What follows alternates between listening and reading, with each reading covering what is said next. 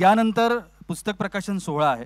मी असं म्हणेन की श्री गुरुजी आज पुन्हा एकदा वेगळ्या रूपानं आपल्याला सगळ्यांना भेटणार आहेत आणि ते रूप आहे पुस्तकाचं रूप।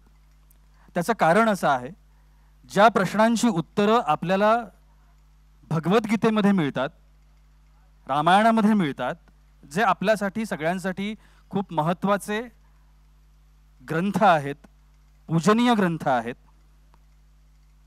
ती जीवनाचं शिक्षण, आयुष्याचं शिक्षण ज्या ग्रंथांमधून मिळतं तशाच स्वरूपाचं एक चरित्र आज आपल्याला या ठिकाणी भेटणार आहे।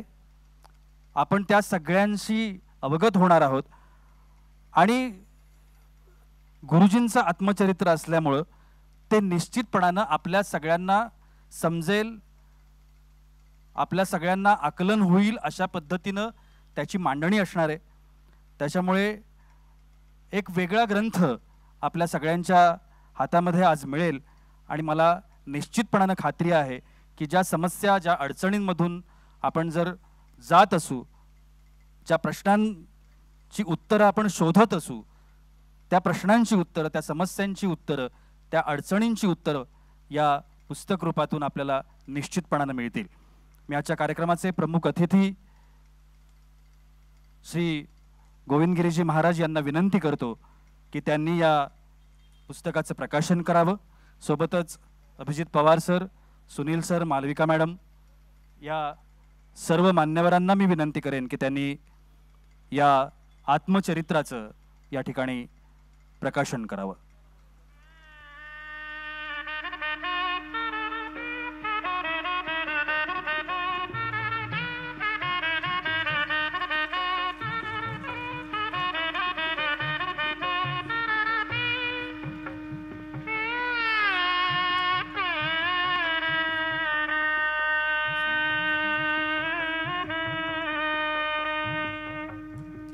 जोरदार टाळ्यांनी आपण